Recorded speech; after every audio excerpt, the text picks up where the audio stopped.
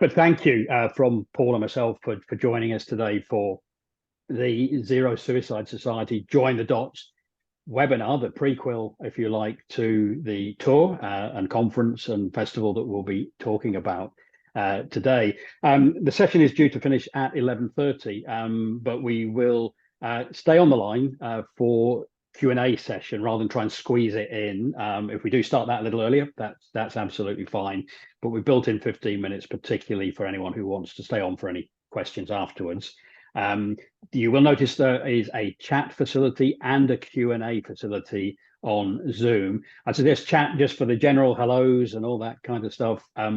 Q&A, I don't know why I'm waving my hands about, sort of jazz hands there, but the Q&A specifically for questions, we can go into there and pick those up as each Paul and I are speaking. We can pick those up. So in position today, we've titled this really a breakthrough in suicide prevention.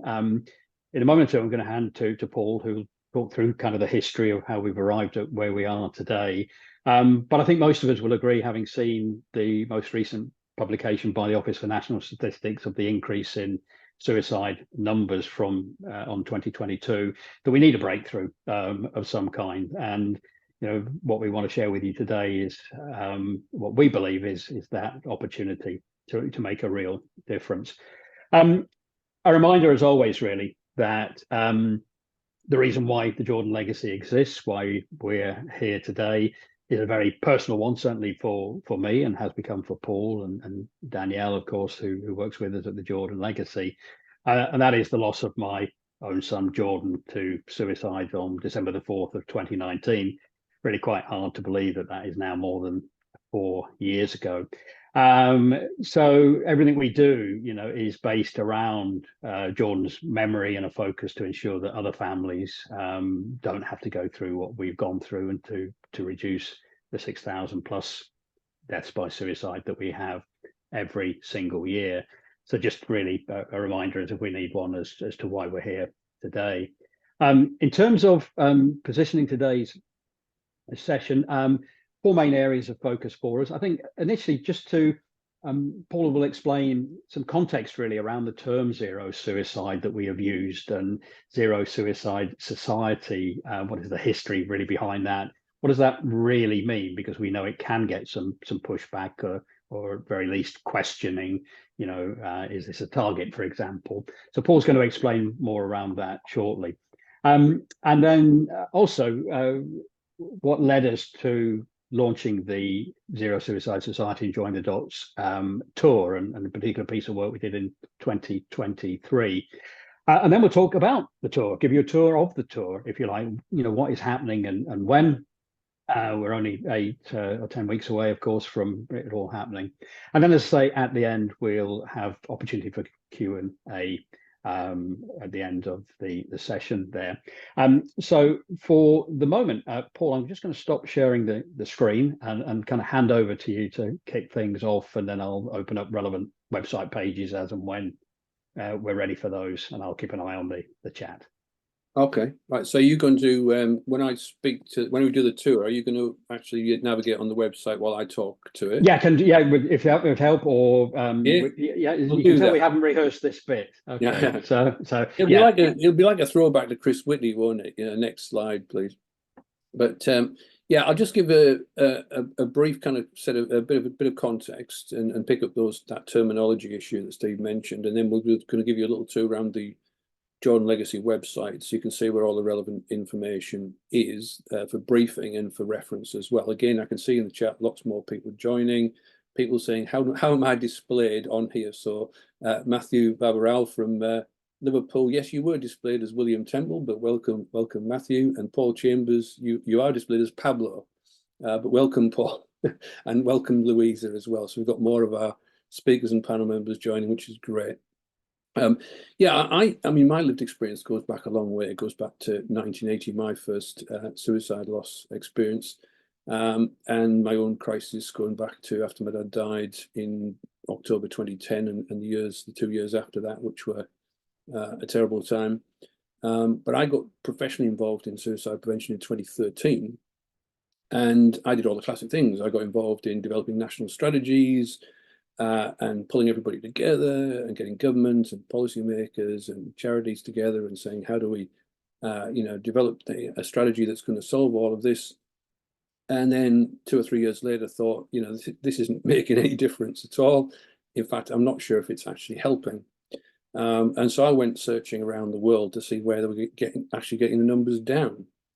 And that took me to Detroit, where the Zero Suicide movement was founded in 2000, 2001, where they actually implemented the Zero Suicide Framework and got the numbers of suicides down in the Henry Ford Health system by 75% in 4 years. So I thought, this is obviously where we need to look. And there are other places as well where the numbers are coming down. So I looked there as well. But the term zero suicide, it's often misinterpreted because people see it as purely as a target, and people often dismiss it without even looking just any further to see what it is.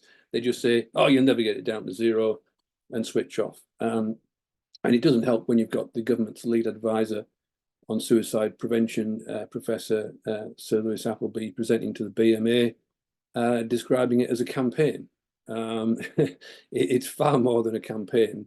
It's a philosophy, it's a framework, it's a toolkit, it's a set of manuals. It is a full-blown system for systemically changing the approach to suicide prevention to get the numbers down with evidence behind it of getting those numbers down. And in Detroit, they actually managed to get the suicide numbers down to absolute zero in 2009 for that particular year.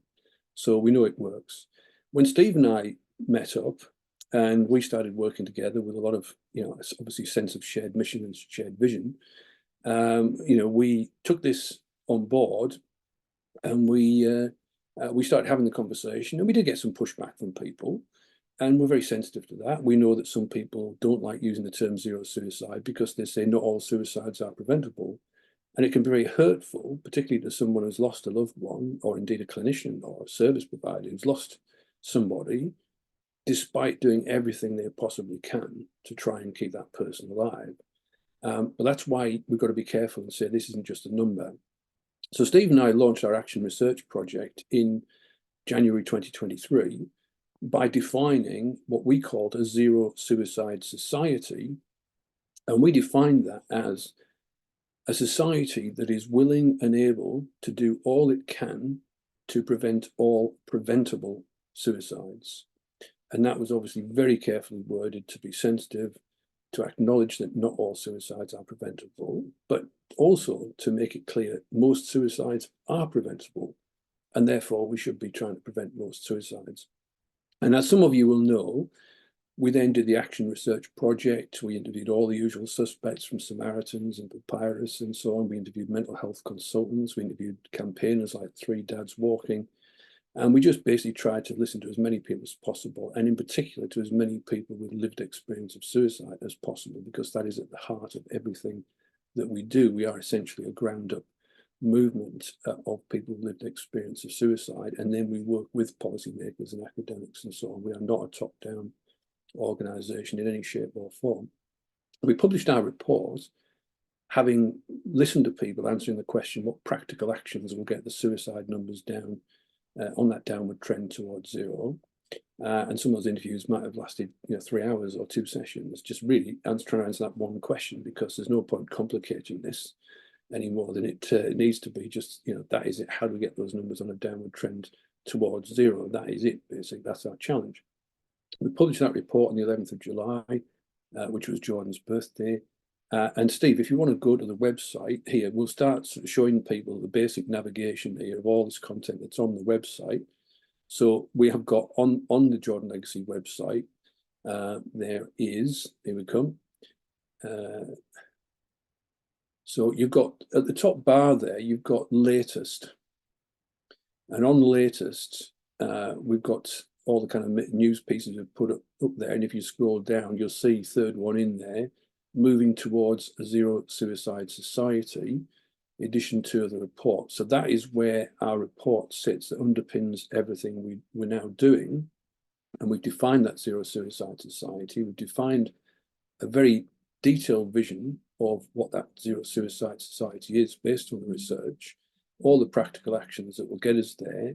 And our model, the dual model, it's a building blocks model and a jigsaw picture piece model, to try and simply explain to people all these different pieces of the puzzle, all the different things we need to do in order to get these numbers down. So we published that on the 11th of July, got masses of feedback from people, we put it out for consultation, engagement, and we published the second edition on the 29th of September.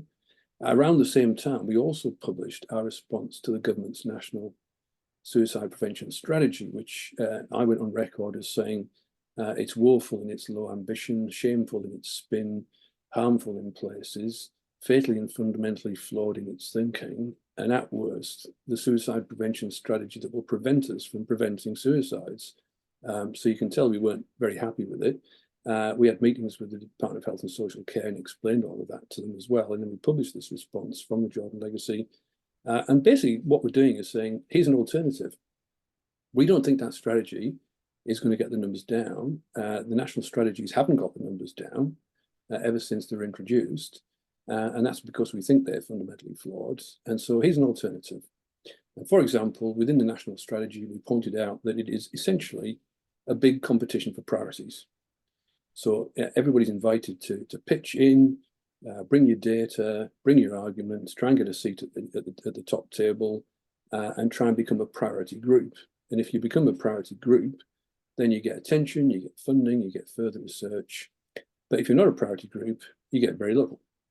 So essentially the government creates competitions with a very small number of winners and a very large number of losers. And we don't believe that you should have any losers as far as suicide and suicide prevention is concerned. And some of you will have also experienced the pain of pitching in for the DHSC, VCSC Suicide Prevention Fund, the £10 million fund, which had 1,800 applications, 4% winners and 96% losers, and 25% of the money going to 4 charities. And despite them saying that they wanted it for grassroots local charities, they gave £500,000 to Samaritans and £500,000 to Papyrus, which I don't think any of us would define as small local grassroots charities and voluntary organizations. So the whole system is completely flawed. So we wanted to say, look, we're not just whinging about this. We're not just saying we don't like what you're doing. We're putting forward an alternative. And that's essentially what we've done. In December, Steve and I said, let's roll this out this year. Let's actually roll this out and demonstrate it. And let's put get all these pieces in the puzzle, and let's join them up. Let's join up the issues. Let's join up the people. Let's join up the organizations. Let's launch our Join the Dots tour and demonstrate this model and show how it will get the numbers down. And for example, get these points across about we don't have priority groups. We want the numbers to come down amongst every group. We're aiming to get down towards 0. So we don't want to just push air around in a balloon. We want to get the numbers down for every single group. And we have got a model that is founded on the principle, it's a coordinated collaborative approach, not a competitive approach. And it's founded on the principle, everyone must be a priority for someone. And if any group is not a priority for anyone, then our job is to go and actually look at how we can make sure that that group is then getting support. And if you look in our model there, the jigsaw picture model, you'll see the missing piece. And we're constantly referring to the missing piece of the puzzle. And we're constantly, in our events, having an empty chair on the stage to represent the people who aren't there. We're always talking about who's missing. Whereas the National Strategy Advisory Group has a large table, actually a small table really, with a few people sitting around this. And if you're not thinking about all the people who aren't around that table, then you're never going to get the suicide numbers down. So that's a lot of the philosophy behind this. In terms of rolling this out, if you click on the Join the Dots, if you go to that, just a minute, Steve, just look, everybody just looks at the, that's okay, no, just look at the bar there. So at the top bar, as I say, we've got various things there, our help and resources and our Jordan Space Radio interviews, recordings and all the rest of it. But there is that latest section. So that's where you'll find our report. That's where you'll find the response to the national strategy. On the bar below that, you'll see that it's got all sorts of information there. But if you click on Join the Dots, this is where we've put all the information about our Join the Dots tour. And on that page, you'll see, if you scroll down, you'll see a summary of all that information, talking about the conference, talking about rolling out the program, talking about what we're already doing, in January to June before we get on the road, talking about what we're going to do when we get on the road and the tour dates and how we're going to roll this out. And before we go to the conference, there's a definition of a zero suicide society there. This is like the generation game as it scrolls past there. I've got to remember everything. And show my age there, the generation game. And we talk about joined up solutions. We talk about collective impact. Again, this is collaborative. This is coordinated. This is not competitive. We say there's no place for competition in suicide prevention. There's simply no place for competition. And in fact, when I do my talks, I've started saying, I've got a list of things that kill people. And I say things like competition kills people and prioritization kills people. So we should not have it. We should take it out of our systems. And by the way, I also say that low ambition kills people. If we know that most suicides are preventable, and therefore we should be trying to prevent most suicides, then logically we'd be setting a target of at least 50% reduction in suicides, not a 10% reduction in suicides, as they did in the last suicide prevention strategy and didn't make that target anyway, or in the latest strategy, not even setting a target at all. And then we've just had the results showing the numbers going up by 6%. So we want ambition. High ambition gets us on that downward trend. Low ambition keeps us stuck where we are, or the numbers even going up.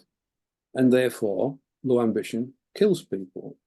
So we want to be very plain about this, as well as saying Ofsted kills people and the post office kills people. Let's speak plainly about this and change this system. So on that Join the Dots tour, we thought we'd go from the Humber to the Mersey in terms of our route. And if you just maybe scroll up to the map, Steve, Steve on his bike there, he'll come back to that later. If you just go to the map there, why are we taking that route? We're taking that route for a couple of reasons. One is we wanted a coherent area that we could use to test this model. I've been contacted by people in 18 different parts of the country asking, can we do it in our part of the country? Well, not really in some cases. In other cases, yes, we could. But it's a coherent area across the M62 corridor. A lot of organizations that could very easily link up, could very easily be joined up, but they're not currently joined up. So we can help join them up. And Laura, who's been working with me on this, has identified 550 organizations in that M62 corridor, going through the Hub of Hope and other sources to find organizations currently working in suicide prevention or who should be. So we can join up these kinds of organizations. We also are taking that route because on the 24th and 25th of June in Liverpool, it is the Global Zero Suicide Summit. It is the 5th International Zero Suicide in Healthcare Summit, which is organized out of Detroit. We'll have delegates from, by the sound of it, 120 countries around the world coming to Liverpool. People who are getting the numbers down in their part of the world coming to share what they're doing and how it's getting the numbers down. People who are wanting to get the numbers down in the area, wanting to come and learn more. There's been previous international summits in Sydney, in Rotterdam in 2018.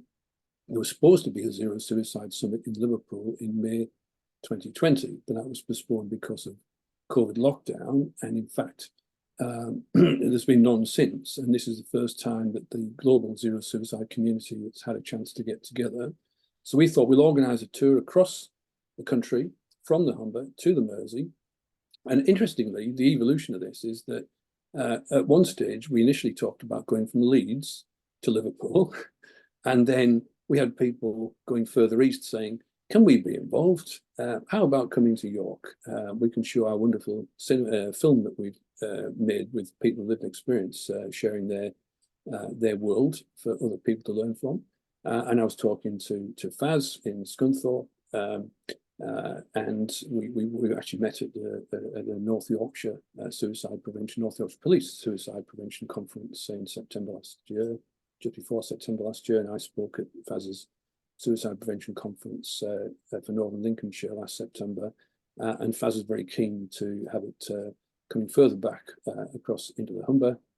So it's now Humber to Mersey, and so that's the route that we're taking, and I'll say a few more words about that route. But let's go to if you go to the Join the Dots tab here, you'll see as Steve hovers over there, it drops down to have a conference lineup page, a Merseyside Festival page, and a Join the Dots tour. If we go to the Join the Dots tour page, then just very briefly scrolling down, what we're going to do is just gradually flesh this out with what is happening in each area. So at the moment, it's you know, there's a lot of just sort of short descriptions of what we're doing in each area, but we'll keep filling this out so you can see precisely what is happening in each location. And we've got some very exciting things happening as we go. If you go back to the hover, Steve, then if we go to the conference lineup, this is absolutely spectacular. In my 11 years of working professionally in suicide prevention and my 44 years of lived experience, I've never seen anything like this. What we did is we took our model with all those pieces in the puzzle, and we said, look, if we want somebody talking about healthcare, if you just hold it there for a minute, Steve, have we got the model here actually, somewhere on here, on this page, or is it on the previous page? I think it's on the main Join the Dots page, isn't it? Is that the puzzle, Paul, or the? Yeah. So yeah, I think we just go back up to the main Join the Dots page there. Yeah, there. So if you go to the bottom of that model, this is the building blocks kind of approach to the model. So it's the foundation stone is lived experience and stakeholder involvement. Unless you are learning from lived experience and talking to all the key stakeholders, you'll never get anywhere. And bear in mind, when I first started working in suicide prevention professionally in 2013, I would go to conferences and there would be nobody with lived experience at those conferences, nobody. And I used to joke at one point, you know, only partly tongue in cheek, I used to joke that all these conferences were, when we first got lived experience involvements in 2014, 2015 in Australia, where I was at the time, I used to see these conferences tended to be male doctors in white coats, academics in tweed jackets, politicians with two faces, and then the token lived experience speaker would be rolled out towards the end of the conference. And everybody go, ooh, look at that. Somebody's got lived experience. Now, thankfully, we've moved on from that somewhat. And now, you know, you will get conferences where there'll be 2 or 3 speakers with lived experience. But at our conference, over half of the people on the stage have lived experience of suicide. And we think it's absolutely essential. Then we've got 2 keystones, and we've got continuous systemic action learning. Now, if you go to Detroit or anywhere else where they've got the numbers down, you will always have continuous systemic action learning, basically looking at what works and doing more of it, what doesn't work and doing less of it, and staff all getting together and people lived experience all getting together in quality circles and looking at how to improve systems and services and just keep doing the things to get those numbers down. That's how Detroit, Henry Ford Health System managed to get those numbers down by 75% in 4 years. And then we've got the other keystone there, everyone is a priority for someone. And then above that, all the different building blocks, all the different pieces of the puzzle.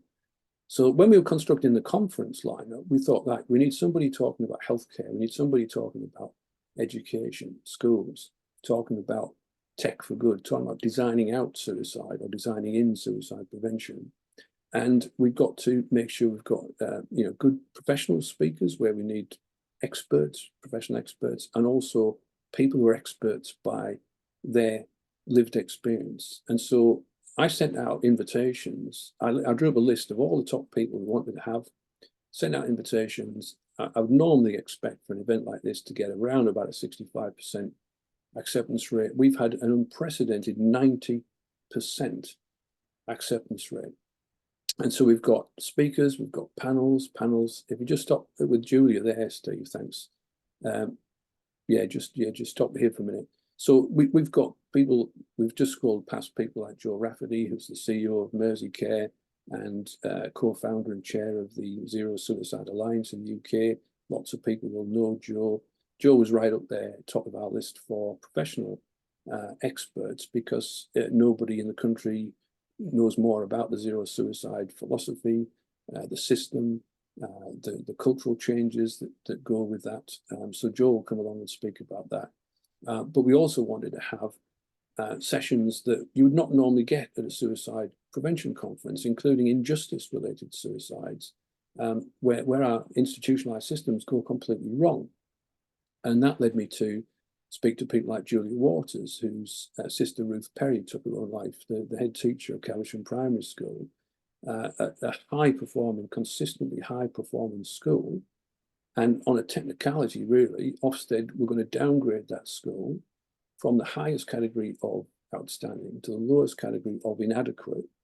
And they were going to announce it within 90 days. And they told Ruth not to talk to anybody about it, which effectively was giving a death sentence to Ruth Perry. And 54 days into that death sentence, she took her own life.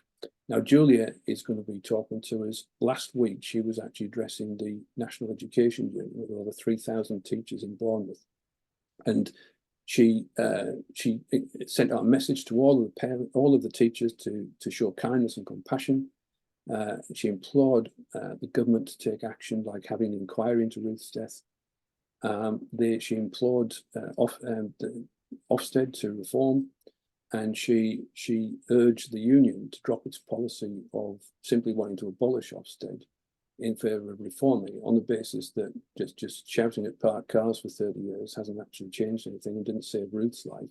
And so therefore we need to take a different approach. And the NEU president said it was the first time in their history that they had somebody who had opposed union policy and got a standing ovation.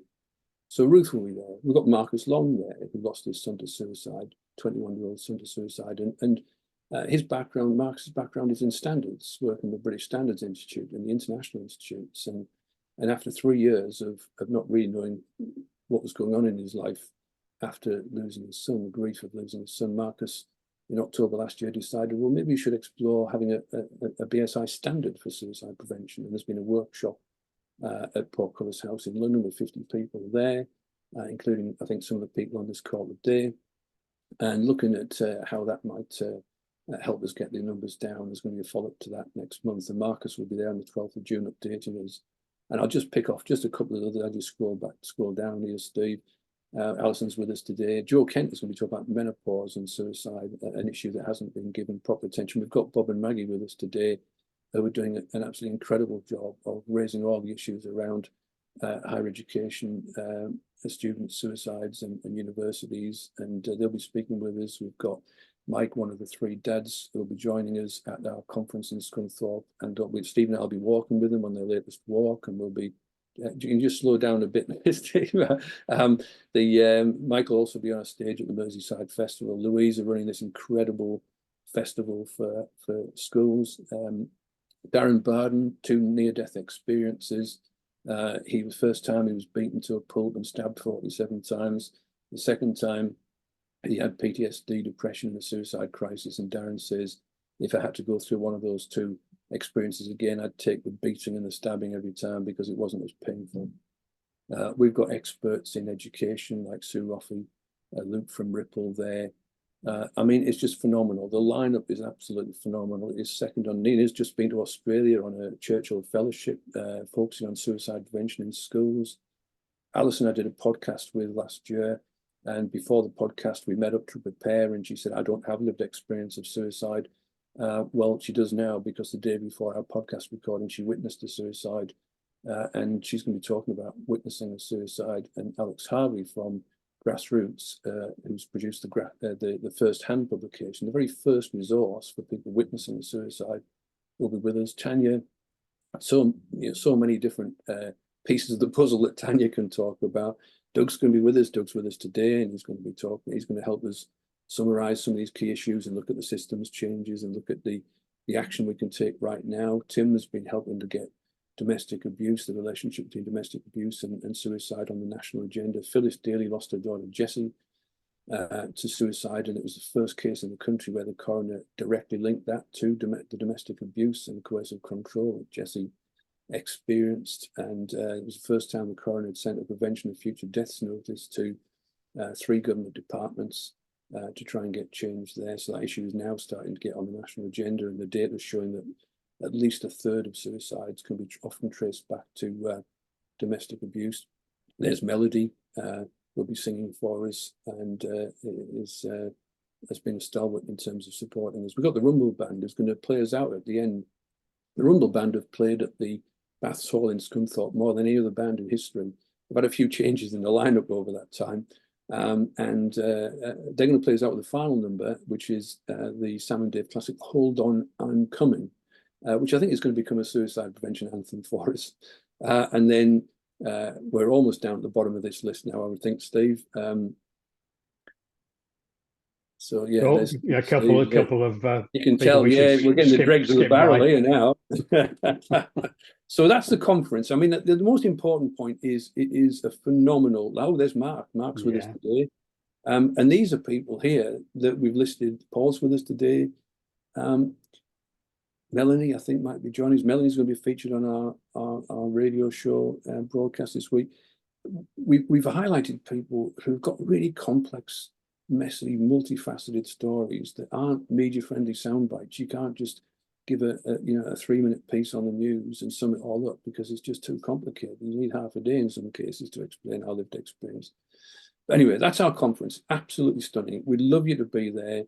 There's 250, a limited, 250 tickets available, full price tickets available.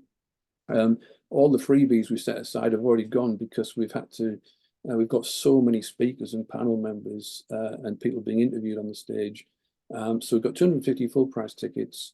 You can buy your tickets here on this site. You can buy tickets on the Eventbrite page, and Steve will put the Eventbrite links in the chat as well. But it really is absolutely extraordinary. And I don't think there's ever going to be anything like this again, because there's like a unique confluence here of launching the Zero Suicide Society Transformation Program, the energy around this, the offers of support from people like Faz and North Lincolnshire Council and so on have been incredible. The energy that's just been generated around the country on this, and the fact that we've also getting to Liverpool in time for the Zero Suicide Summit, the Global Zero Suicide Summit, which ain't going to be repeated anytime soon. So this is probably a unique tour, even though some of this can be replicated in other parts of the country. So please get your tickets. Tell everybody else to get their tickets. It's the new financial year. You've got your new budgets. Take £120 out of that budget and buy a ticket, or get a couple and bring somebody with you. It's extraordinary value for money. And also, sadly, when we were thinking about how we could get that number down to the lowest number possible to cover our costs, £120, we also realised that 120 is the number of people who take their own lives every week in the UK. 120 people every week. So that 120 number has symbolic significance as well. But it's the number that is basically what we need to charge to cover our costs for this. So if we go to the Merseyside Festival, this is the other end of the tour. And this is just been an incredible story because we wanted to have some iconic gatherings at the end. We want to have a big finish. We talked about having a Hope gathering in Hope Street. We talked about getting everybody who regards themselves as being in the Hope business. And this is what I say to people at business conferences when they say, "What business are you in, Paul?" In the Hope business. So anybody else who's in the Hope business, meet on Hope Street. And we've got the Hope for Life crew that Steve's got.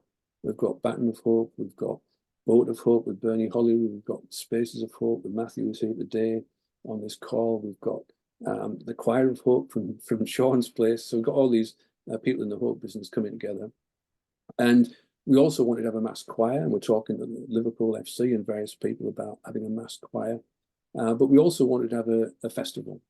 And we'd arranged events at the Martin Gallia project with an open house, and we'd arranged Debbie hosting us at Sean's place. We wanted to have an open air festival, if that was possible. And we'd already started getting a lineup of bands, singers, performance poets, comedians, lived experience speakers. And I thought, we'll test the Join the Dots methodology. What we'll do is we'll contact all the people we know in Merseyside and say, where would be a good venue for this? And I contacted them all, and they said, the Lock and Key. That's the place to go, the Lock and Key. So I was put in touch with Lock and Key, met up with them, and they said, "Oh, it's great to meet you at last, Paul. We've been following you and Steve and the Jordan legacy for the last 3 years. We want to support you in any way we can. And we'd like to give you all of our facilities. Do you want it on the Saturday as well as the Sunday?" And we went, "Oh, right, okay." Well, we weren't necessarily expecting that. We were planning for the Sunday. We were planning for up to 1,000 people. And they said, "We'd like to give you all of our facilities on the Saturday, the 22nd of June, and all of our facilities on Sunday, the 23rd of June, at no charge, on us, donated," which was absolutely extraordinary. And so what we've done is we've tried to now organise a second day. And so we've got more bands, we've got more performers. We've got Joseph Roberts here, 20-year-old performance poet, been on the Benjamin Zephaniah show, been on BT Sport doing a poem about racism and John Barnes. And he's going to write a poem, especially for us, about talking about suicide. We've got Alfie Fitzsimmons there. His mum Alison is with us here this morning. We've got 15-year-old Alfie, who set up Alfie's Squad, lost his dad to suicide at the age of 8, went looking for peer support for kids bereaved by suicide, found there was none. There was none in Liverpool, there was none in Merseyside, there was none in the northwest of England. Subsequently, by being on BBC Breakfast, they've discovered there's nothing in the whole of England, nothing in the UK, I don't think. And so they've created it. Alfie set up a charity at the age of 9 and is now helping kids bereaved by suicide get together and looking at setting up Alfie Squad online. We've got Patrick Mallon there, who was a maths and physics teacher for most of his life, and then discovered what he really wanted to do was be a rock singer. Patrick sadly lost a bandmate, Alan, to suicide during the first lockdown. But Patrick will be belting out AC/DC numbers, and he can hit the high notes. He's got an incredible ability, and so we call him the best Bon Scott voice since Bon Scott. And we've got the Sean's Place Choir of Hope, and potentially we've got 4 choirs. We're waiting for confirmation, but we've potentially got 4 choirs of differing genres and differing degrees of expertise, shall we call them, to be generous. We've got Shannon there, a beautiful voice, beautiful singer, country singer. So we'll have all sorts of different genres. We'll have rap, we'll have pop, rock, all sorts of stuff going on there. We'll have got enough space because the Lock and Key said we've got enough space for up to 5,000 people. Now we've got to be very careful in our business model here. We can organise something up to 1,000 people in what's called their small space, or we can go for the big space of up to 5,000. But to do that, we'd need to sell at least 2,000 tickets to make it economically viable. If we can sell 2,500, then we're in the black. So we're putting a call out to people to say, let's shift these tickets. And what we're also doing is we're providing all of this and potentially the Hope Gathering, Hope Street, and potentially the Mass Choir, potentially at Anfield, and potentially a screening of the fantastic film Why. Potentially all of this on a ticket that you could buy for £20. Now, again, that's a price that we've set to be a level where we think we can cover our costs. But it would be tight. And what we put there is a minimum donation of £20. So when you buy a ticket, you don't just buy a ticket for a fixed price of £20. We've put a minimum donation of £20 because what we want is we want everybody to be able to afford this. We want everybody we want this to be as inclusive as possible. We won't have stalls inside for every charity and support organisation and peer support organisation and counselling organisation who wants to be there. We want it to be as inclusive as possible. We want to have cameo spots on the stage for anybody who just wants to get up and speak the name of a loved one they've lost or to talk about a service they're providing to help with suicide prevention. We want all those people there. And we know some people will struggle. So, with the cost of living crisis that we're in. So we've set a minimum donation of £20. So you can get your ticket for just £20. But if you can afford more, please pay more, please donate more. And we've put there, please give what you can and what you think this festival is worth. Now, I'm sure that once you see the full list of all the performers here, and potentially, lived experience speakers, including possibly the world's most famous lived experience speaker, Kevin Hines, who's going to be in Liverpool that weekend. And a lot of the people coming to the Global Zero Suicide Summit are going to be in Liverpool for that summit. So they're going to be at our festival as well, especially on the Sunday. You're going to get so much going on there, so many fantastic bands and audience participation and so on and so forth. So I'm sure you'll acknowledge that this is worth far more than £20. Think about what you'd normally expect to pay for a festival of this quality over 2 days. So if you can pay more, please pay more, please pay what you can. And so that really is, and I'm conscious of time, I've covered a lot here. In terms of the tour itself, just want to finally just run through some of the key locations. And this is on our Join the Dots page up here, the bottom section there. And I won't necessarily kind of go through everything here, but in York, just flavour, in York, we'll have this amazing film that's been made by York Ending Stigma with 6 people with lived experience talking about their lived or in some cases living experiences of suicide. And when I asked the people featured in the film, where they would like their film to be screened, because it's been shown in York at the library and the university and the Council for Voluntary Services. They said, can we have it in a cinema? We'd love to have it in a cinema. So we have booked the City Screen Cinema for the day, and we've also potentially got a cinema in Liverpool if they want to come across to Liverpool and show it over there as well. And we've got an event on inclusion and missing pieces of the puzzle, where we'll have a panel of potentially up to 8 people, all of whom represent groups of people where there are high suicide rates, and they do not even get a mention in the National Suicide Prevention Strategy. Don't even get a mention in the National Suicide Prevention Strategy, even though they've got high suicide rates. So that's our approach to be inclusive. Everyone must be a priority for someone. We then move off to Leeds Wakefield, and at this point, I will hand over to Steve. Thanks, Paul. Let me just maneuver my slides a moment. Yes, quite a poignant moment, really. I think there'll be many poignant moments, probably given the subject matter of the tour. But over the last year, we've been developing at the Jordan Legacy a really wonderful relationship with Rugby League Cares. Emma Goldsmith and the team there, the charity that was initially made up of ex-rugby league stars, delivering workshops to companies, and now have grown this incredible organization that delivers these workshops and other support and training through the NHS and other organisations, with a particular focus, of course, along the M62 corridor, Rugby League Heartland. And what we'll be doing on June the 14th is we'll be organising a fundraising cycle for life. For those of you that know my not cycling prowess, but interest in cycling, and including heading over the French Alps and some years ago now. Cycling, something very much in my blood. And we will be doing a relatively short route that day, supported by Rugby League Cares, who are helping us have T-shirts made up and helping us with start and finish and locations and the route. But we've chosen a route which will start off in the Leeds area, very close to where Jordan lived, in fact, in Horsforth, that area, and we'll move to Wakefield. And Wakefield, in fact, was where Jordan worked for the Independent Office of Police Conduct. He was an officer there, and having been in touch with his colleagues there, who still are huge supporters of what we do, we've agreed we'll have a pit stop in the car park at the Independent Office of Police Conduct. They're going to host us there, and then do a loop back to Leeds once again. So this event is going to be a fundraising event. It's not a competitive cycle race at all. Hopefully the image gives across that it's going to be a gentle ride for people of all ages and abilities.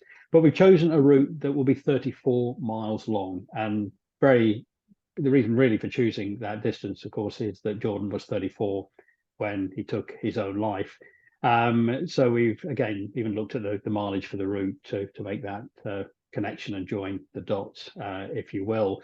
Now, Rugby League Cares are supporting us in all kinds of ways. We're having conversations with them at the moment about the potential to host events at some of the rugby league games that are taking place still within the season, and certainly if we can't get live games, then we will have events maybe taking place at stadiums and workshops. So lots of conversations taking place at the moment with Rugby League Cares, who are really providing us with massive support here.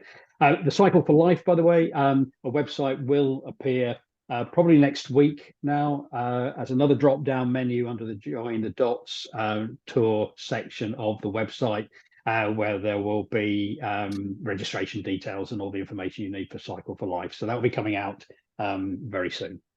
Thanks, Paul. Thanks, Steve. And we tour across. We'll be in West Yorkshire on the up until the 16th. Then we go across the Pennines, and then we get into Bury and Wigan, where there's masses going on. And I know we've got Rebecca here from Bury, who's been. I often refer to our local collaborative partners as being our chief energy source in the area. We adopt this philosophy, which I picked up in Australia from an organisation called Engage to Act, which is called Go Where the Energy Is, and it usually works. And I discovered Rebecca, who sadly lost her daughter to suicide, and Rebecca is definitely an energy source in Bury. And Rebecca, it'd be great if you could just say a few words about what might be happening in Bury on the 18th of June when we get there. Yeah, that's great. Can you see me or I can hear you, hear but I me? want to see you. You want to start your video so we can see Hang your on. face? Sorry, just promoting you to a panelist there. Just remembered at the last moment to do that. You should be there, Rebecca, and have control now to be able to show your camera. With this. Hello. Yeah, can you hear me? Can you hear us okay? Yes, can you hear me? Yeah, we can We hear can hear you you very brilliantly. clearly. We just can't see you, Rebecca, but we can clearly hear you. So carry on. Oh, hang on. Yeah, here we go. That's the one. Hey. There we are. Oh, there we are. Okay, thanks. Great. Yeah, I'm really, really looking forward to you guys coming to Barry. And it's absolutely what rings true with me today, Paul. There is no competition. Well, we'd like to think there's no competition in suicide prevention, but sadly there is. We're a very small town in Barry, but we are quite mighty. So we have a wraparound suicide prevention solution here in Barry at the Big Fandango. We have been doing suicide prevention training, and we have trained over 500 people across the borough, which is great, but it's not a huge percentage of the population. So on that week you are coming here, we're going to be asking the great and the good and anybody to make a pledge to do our 3-hour training program. We are going to be doing some crafting and some textile work, and your lovely Join the Dots jigsaw picture, we are going to be trying to replicate it in fabric. That is the plan. I have been drawing some preliminary sketches as you've been speaking, and I think this will be fabulous. So we're going to have some talks. The Met Theatre are behind us. They're going to try and organise some music for that day in the evening. And we're going to have talks and activities and pledges to do our training. So it's just great work. Yeah. We need to be out there for all our loved ones that we've lost. We do this because we don't want other people to go through it. It's as simple as that. And it's about community at a grassroots level. We know our communities better than Absolutely. strategy. Absolutely. Doing this from the ground up, and I love that idea of Steve and I will be able to model our model as we walk out, won't we? But and also shout out to Rebecca as well, for you were responsible for making the first ever speak their name quilt. Is that correct? Yes, it started in Greater Manchester during lockdown. It wasn't going to be behind Zoom, but literally the week we were meant to go out and start it, the country went into lockdown. So we carried on doing it because some of these families had been bereaved in the Christmas, and here they were in the January, February, March, isolated in their own homes. So we did the first ever Greater Manchester Speak Their Name, and I believe it's now been replicated in Yorkshire and the North East, and there's another one starting in Hampshire. So there's going to. I've heard there's about 9 made and about another 11 in process. So it's an idea that's really taken off. So thank you for that. Right. Brilliant. Thanks, Rebecca. Thank you. I don't think we've got anybody from Wigan here. I don't think. I can't see Ellie. I couldn't see Ellie on the list. I was just trying to make her available. But I've got Emma. It's got Emma Cassie. Is that Emma from Wigan going under the name of Emma Cassie? Oh no, just dropped off the list. Never mind. Oh, there, look. Here we go. Is that you, Emma? No, it's not. Sorry, it's Ellie. It's Ellie I was looking for. Ellie. So forgive me, got confused there. Let's move on. But Rebecca's given us a flavour of what's happening in Bury. And again, this is local involvement, this is local energy. And we know that if we get this right at a local level, a lot of the changes we need flow through. Lots and lots of micro zeros add up to a macro zero. Top down, it can't be done, because nobody thinks they can do anything about 6,000 suicides. But locally, everybody thinks that they can significantly reduce the numbers of suicides. So that's where you get the gains here. So we'll be touring across the country. We'll have this fantastic launch conference, this great tour, this incredible Merseyside Festival over 2 days. We want as many people as possible. Steve's going to put the links in the chat, and anybody who's registered for updates. Anybody, if you're not signed up for the Jordan Legacy newsletter, please get signed up for it, and we'll make sure that you get all the information. And so we do have Eventbrite pages now where you can book the tickets for the conference, as well as via the Jordan Legacy website. And we have an Eventbrite page for the Merseyside Festival, where you can actually get your tickets, as well as through the Jordan Legacy website. So please buy those tickets for the conference, £120. Well, the good news is as well, Paul, I'm seeing bookings coming in on my phone for the conference Yeah, I'm feeling like, here as well. So that's feeling like I'm doing sort of comic relief, or you know, we just need Lenny Henry to appear. Yeah, but no, seriously, with the festival, we need to shift a lot of tickets, because we need to take a decision at some point as to whether we go for the big scale or the smaller scale. So we need to look at the ticket sales, either say, look, we're going to just leave it at the 1,000, or if we feel we're going to sell enough tickets, then I mean, just go for it. And if we can sell enough tickets and get to that 2,500 plus, this potentially could be the largest gathering of people with a lived experience of suicide ever, anywhere in a single location, anywhere in the world. It's never been done before. If we ended up with 3,000, 4,000, 5,000 people, it would be absolutely extraordinary and an unforgettable experience for anybody there, I'm sure. So why not? Why not? Give it a go. See what happens. So we've taken up all of the hour in terms of the briefing, but as Steve said at the beginning, we're going to hang around for another 15 minutes or longer if necessary. If anybody has questions, if anybody wants to ask us anything at all, we will stay for as long as needs be. And if indeed anybody wants us to organise another session like this, not like this, but another session where people can ask more questions, that's fine. Or I'll carry on having lots of one-to-ones with people as well, because we want to make sure everybody feels as involved in this as possible. And again, in terms of questions, and we will move straight into Q&A now. A couple of ways that we can do this. One is if you'd like to raise your hand, and I can manage the technology, I will unmute you so you can ask the question verbally.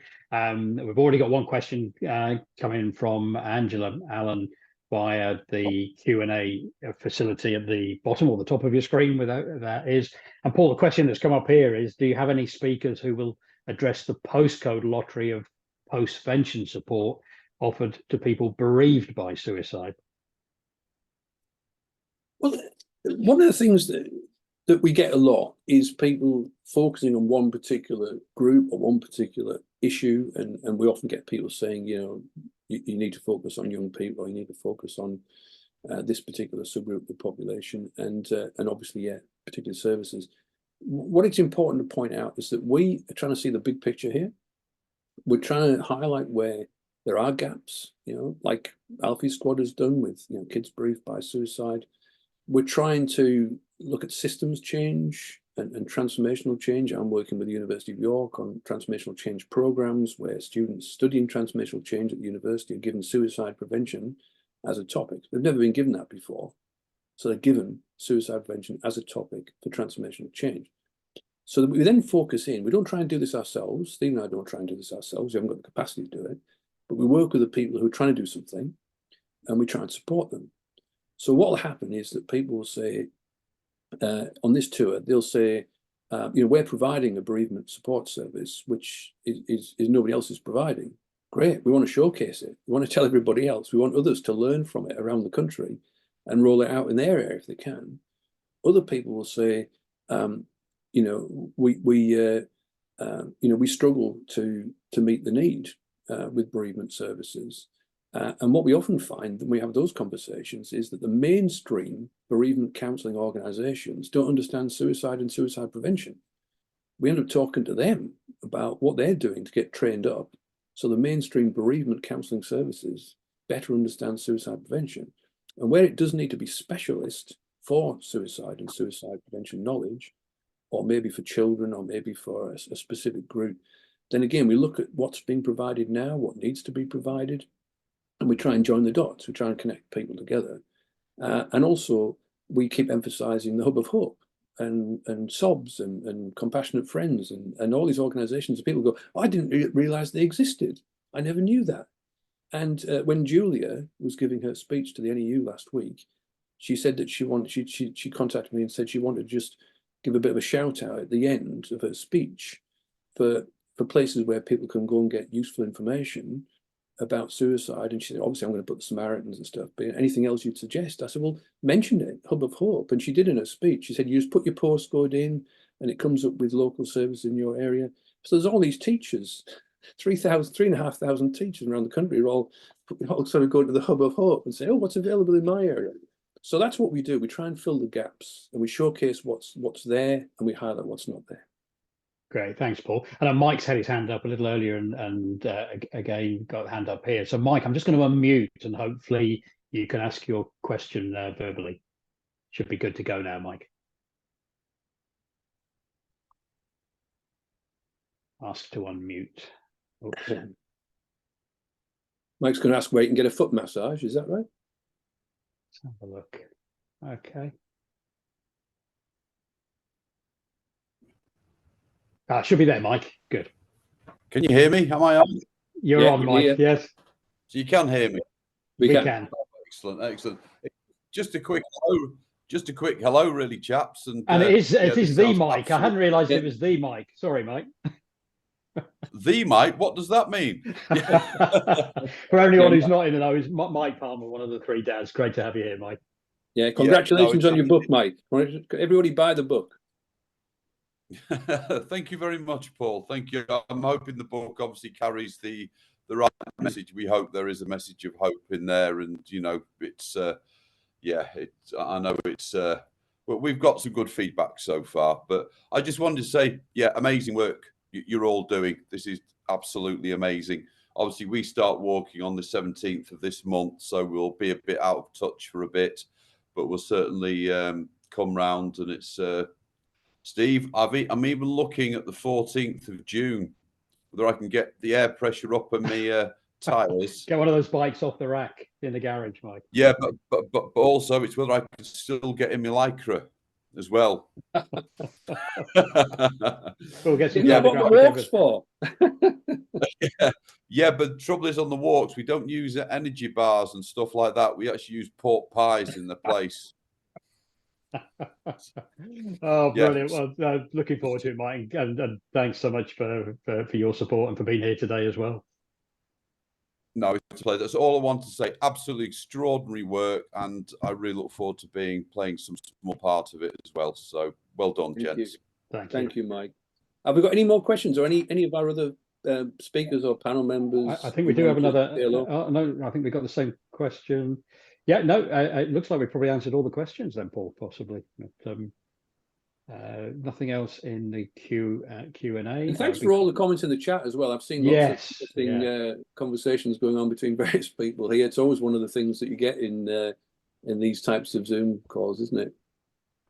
Yeah, it's been good to keep an eye. You also have to have a legacy hand, don't you? You always have to have a legacy hand. So there's Mike's legacy hand there on the screen. Yes. Okay. Here we are. Have I done? Oh no, sorry. I was going to remove Mike then rather than his hand. But anyway, I won't touch anything. Just think. Oh, there we are. Thanks, Mike. Excellent. Can we cue in Doug? Is Doug there? I'd like to just say hello to Doug. Yeah, funnily enough, I've just got a text from Doug. Yeah. So Doug, I'm not sure if you're there. Still, let me just. He's showing you are. Yes, you are. I'm going to put allowed to talk. Doug, you are live. Is that Doug, or is that something in his garden? I can't quite work. No, that's me. All right. Okay. Doug, it's great to have you here. Now, I just wanted to, I mean, you can say anything else you like, but I just wanted to say thank you for all your support as well. And also for being somebody who always adds value to the work that we do, because you have a really good perspective on things. You look at both the complexities and the systems and structures that are going on, and you also look at the action. And so we really want you to be part of this at the conference, looking at the two sides of the coin, the systems change and the action right now. And you just want to explain to people why I've used that term action right now? Yeah, sorry. Myself and many others believe that we have to act not only on our not only talk about our experiences, but try and find ways of acting upon them. And I think it's been said several times in the chat today, we also need to figure out how to do that collaboratively, because we all have experiences that are slightly different. And I guess join the dots is a good way of putting it, is trying to join the dots between all our experiences to create meaningful change.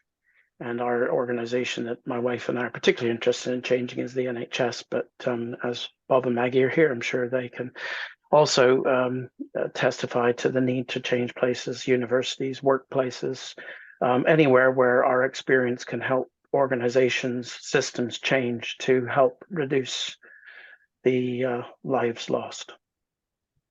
Brilliant. Thank you, Doug. I really appreciate once again your support. And you've just mentioned Bob and Maggie there, and I think we should just ask Bob and Maggie to say a word, because if Bob or Maggie or both want to just say hello.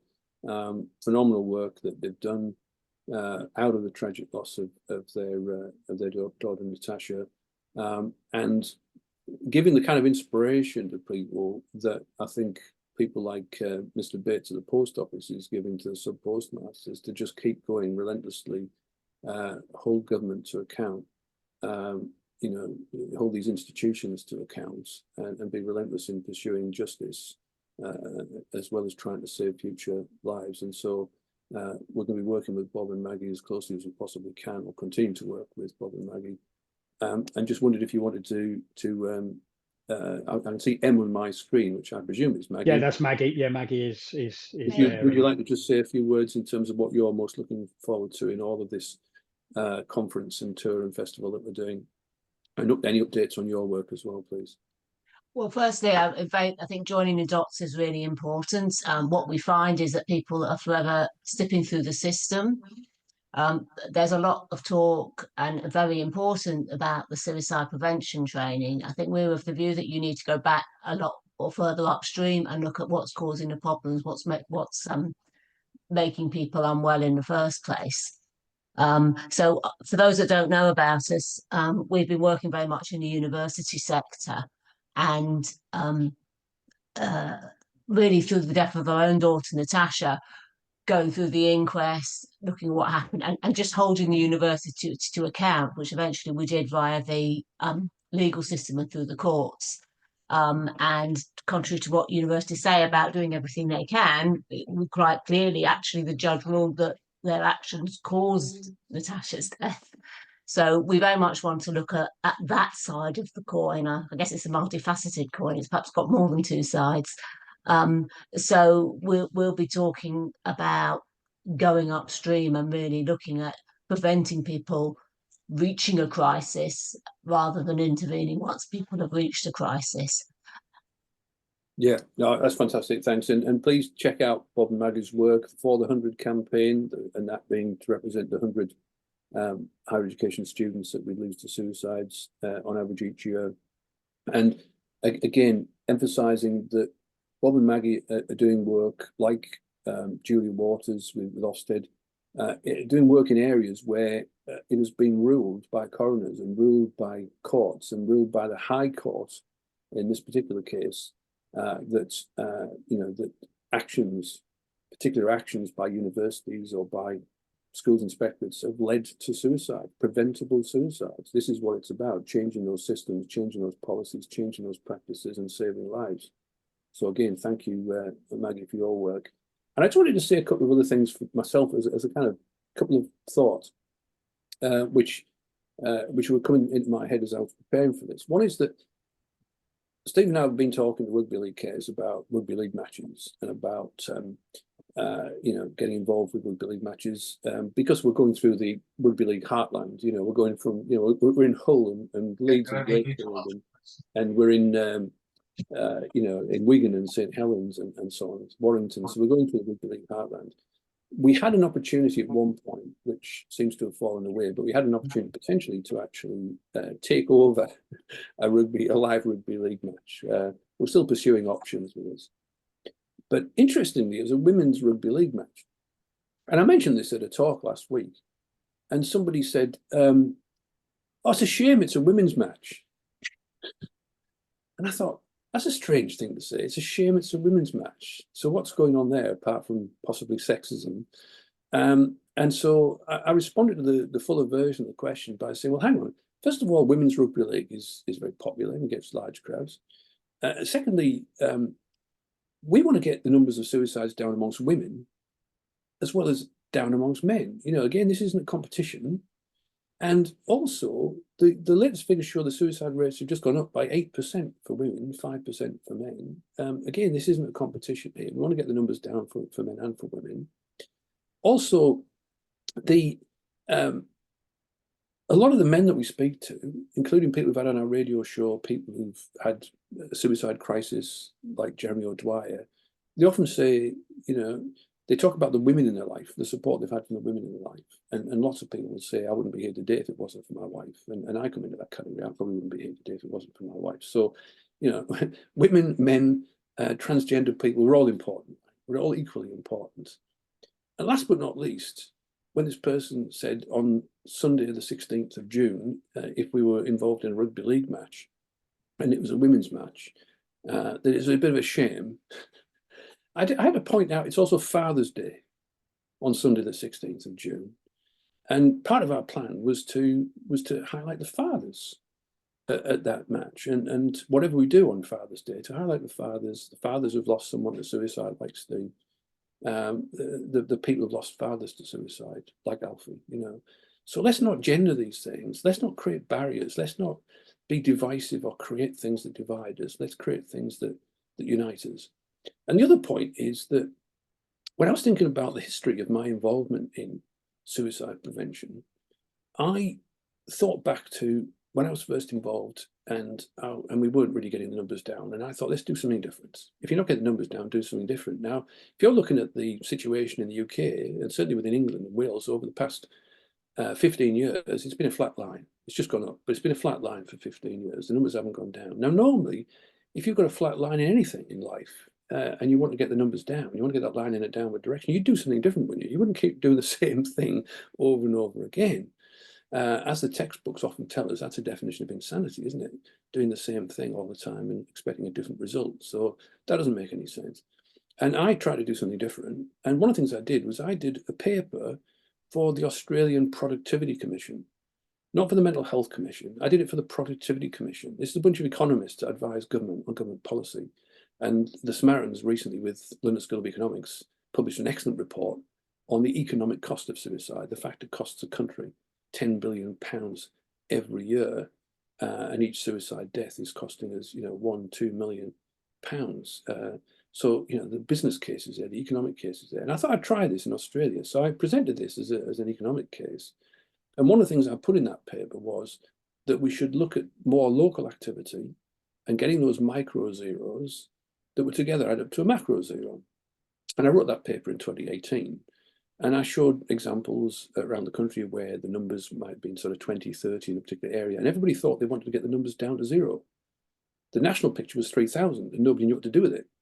But in a local area, they wanted to get the 20 down to zero. They wanted to get zero in every school. They wanted to get zero in every hospital. They wanted to get zero in every workplace. The target was always going to be zero. So the micro zeros add up to a macro zero, right? That's the theory. And we believe it works. I then put in a submission to the National Suicide Prevention Conference to present that paper and to try and harness support and energy, get more people behind it, to collaborate, to get those numbers down. I got a letter saying that my submission had been unsuccessful. So I rang the chair of the conference committee and I said, I just wanted some feedback as to why, you know, my submission wasn't accepted. And he said, the conference committee felt that it was a really interesting paper, but it was just an idea. There wasn't any data in there. There wasn't any evidence. There wasn't any case studies. And for our conference, we need evidence and data and case studies. It was just an idea. And so there you are. That's the suicide prevention establishment for you. New ideas are not allowed, right? You're only allowed to carry on doing the things that you've been doing that have kept the numbers where they are. So it's suicide maintenance, not suicide prevention. And you have to have data and evidence. If you haven't got any data and evidence, you're nothing. You don't exist. If you're an employed person, you lose your job, you're at suicide risk, but you haven't got a local advocacy group you can go to advocate to the government and show them your data, because you haven't got any data. But you've got ideas as to how to get the numbers of suicides down amongst unemployed people. And we should be listening to individuals who've got ideas. They don't need to have stacks of data, right? So let's allow new ideas to flow and get these numbers down. Lots of micro zeros, add up to macro zero. And Steve, I'm conscious you said Mark was one. Yeah, we got Mark in the wings there. Let me just thanks for that, Paul. Really important point. And Mark, I'm just going to ask you to unmute. You should be there. There we are. Yep. Can you hear me okay? We've got you good, Mark. Thank you. Oh, Hi, Mark. can you see me, or is it just an image? Just an image of your logo, but we can hear you really clearly. Okay, I'll leave it at that, because otherwise it took me too long to sort it out. I just wanted to say thank you, particularly to Paul, for kind of shining a bit of a light from my understanding my journey, or journeys, which are very complex. I guess previous to getting to know Paul, I've kind of thought myself perhaps too difficult, perhaps too complex for people to understand. And that's been very much the part of many of my struggles previously. So I'm quite new to this, to suicide prevention, but I'm not new to mental health. So it's just nice to kind of an acknowledgement that, you know, people understand the complexities instead of just fitting into what Paul very kindly said was a media soundbite kind of situation. And I just wanted to say thank you for the opportunity to speak at the conference. And that's it, really. Thanks, Mark. Thank you. Appreciate that. And your complexity and your breadth of experience is your strength. And it just means we've got even more to learn from you than we've got from other people. It's just, you know, you haven't got a story. You've got a book. And so thank you, Mark, for sharing that, including some of your recent LinkedIn posts, which have been terrific. Thank you. Thank you. Good. Thank you, Mark. Good to speak at last as well, Mark, as well. So looking forward to meeting you. Super, thanks. Good. Oh, I think we are. I think we're there. Yeah, I think the participants are starting to run away. Did we mention buying the tickets? Did we mention buying the tickets? I'm not sure if we emphasise that strongly enough, Paul. Do you mean the conference and the festival? The conference tickets and the festival tickets for the festival. Yeah. So those tickets. I don't recall us mentioning it at all. So glad you brought that up. Good. Well, for the 16 people that hopefully enjoyed that little bit of banter at the end that are still here, thank you all for being here.